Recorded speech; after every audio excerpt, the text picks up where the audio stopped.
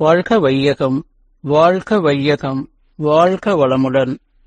அருளாசன் அருள் தந்தை வேதாத்திரி மகரிஷி அவர்களும் இறைநிலையும் என்னுள் சுக்குமமாக எழுந்தருளி 15/7/2024 திங்கட்கிழமை இன்றைய நாள்காட்டி வரிகளுக்கான கைவரிகளையும் அதற்கான விளக்கத்தையும் சிறப்பிக்க வேண்டுமாய் சங்கல்பம் மேற்கொள்கிறேன்.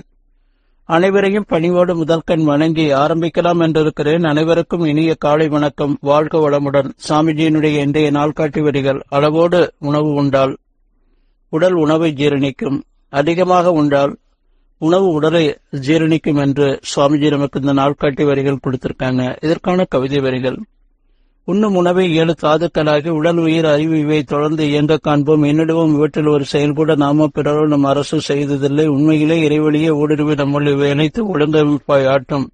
திண்மையுள்ள செய்கையினை தெளிவோடு இந்த செய்வதாற்றில் மதித்து செயலாற்றி வாழ்வதுவே இறை வழிபாடாகும் என்று சாமிஜி இந்த கவிதை வரிகள் கொடுத்திருக்கிறாங்க. சாமி என்ன சொல்றாங்க நாள்காட்டி வரிகள்ல? அளவோடு உணவு உண்டால் உடல் உணவை ஜீரணிக்கும். உண்ட உணவு உடலாக மாற்றம் பெற்றிருக்குது. நாம தாயினுடைய கர்ப்பத்துல நம்ம வளர்ந்து வரும்போது தொப்புள் கொடி வழியாக நாம் இந்த எனர்ஜியை பெற்று அதன் பிறகு ஜனனமானதுக்கு அப்புறம் தாய்ப்பால் உண்டு. அதன் பிறகு படிப்படியா நம்முடைய மூளை செல்கள் கட்டப்படுகிறது. அந்த உணர்வு தெரிஞ்ச நாளைக்கு அப்புறம் முழு உடல் கட்டப்படுகிறது. பருவமடைகிற வரையிலும் 14 வயது வரையிலும் நம்முடைய ஆயுள் காலம் வரையிலும் நாம என்ன உண்டோமோ அந்த உணவு தான் இந்த உடலாக மாற்றம் பெற்றிருக்கிறது. நமக்கு உணவுல மட்டும் இருந்து நமக்கு எனர்ஜி கிடைக்கல. 4 வழிகள்ல கிடைக்குது. வான்காந்தத்திலிருந்தும், அதே போல காற்றிலிருந்தும், நெருப்பிலிருந்தும், நீரிலிருந்தும் நமக்கு உணவு, நமக்கு தேவையான எனர்ஜி கிடைக்குது. உணவுல இருந்து அந்த 5ல் 1 பங்கு தான் நமக்கு கிடைக்குது. நாம பசி உணர்வு வருது, ஒரு 10 நிமிட நேரம் நாம அதுக்கு டைம் கொடுத்தோம் சொல்லி சொன்னா வெளியில இருந்து கிடைக்கக்கூடிய எல்லா எனர்ஜிகளையும் எடுத்துக்கொள்ளும். அதன் பிறகு நாம சாப்பிடும்போது அதனுடைய அளவு குறையும். நாம அளவா சாப்பிட்டோம்னா அது நமக்கு உடலுக்கு தேவையான 7 தாதுக்களாக மாற்றம் பெற்று ரசமா, ரத்தமா, மாமிசமா, கொழுப்பா, எலும்பா, மஜ்ஜையா, சுக்கிலமா மாற்றம் பெற்று நம்ம உடல்ல இந்த உடலுக்கு தேவையான எனர்ஜியை கொடுக்கும். 60 வருடங்களுக்கு முன்பு இந்த அளவுக்கு மருத்துவமனைகள் பெருகல. இன்றைக்கு இந்த அளவு மருத்துவமனைகள் எல்லாம் பெருகி இருக்கிறதுக்கு காரணம் பசிக்கு சாப்பிடாம ருசிக்கு சாப்பிடுறது, இருக்குங்கிறதுக்காக அதிகமாக சாப்பிட்டு தன்னுடைய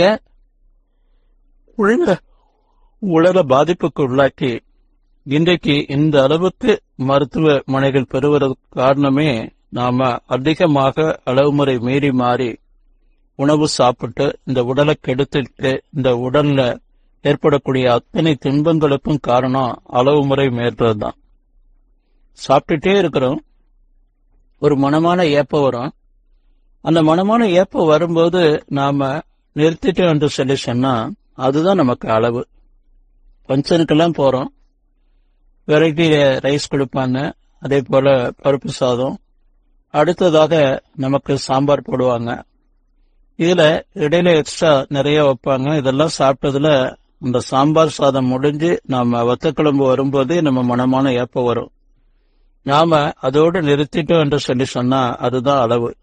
அதை தாண்டி இன்னும் நிறைய இருக்குங்கிறதுக்காக சாப்பிடுறது அது அளவு முறை வேறி மாறி நம்முடைய உடலை கெடுக்கும்.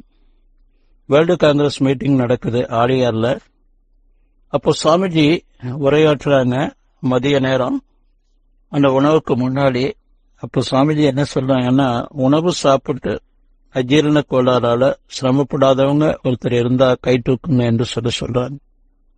யாராலையுமே தூக்க முடியல. அவ்வளவு பேர் குழுமி இருந்த அந்த அரங்கத்துல ஒருத்தர் கூட கை தூக்க முடியல.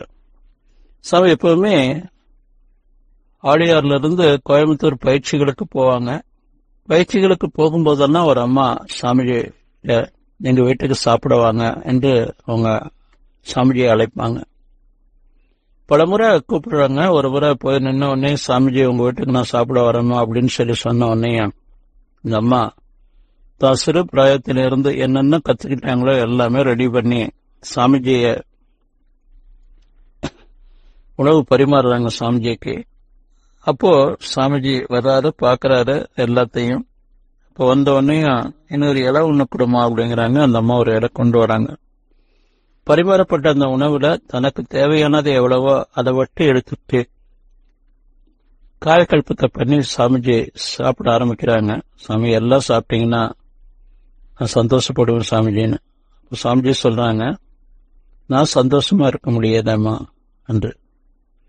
அதை புரிந்து கொண்டு அளவோடு உண்டு நாம மகிழ்ச்சியாக வாழணும் என்று சொல்லி நன்றியோடு நிறைவு செய்து கொண்ட இன்றைய சிந்தனையை வாழ்க வளமுடன், வாழ்க வளமுடன், வாழ்க வளமுடன்.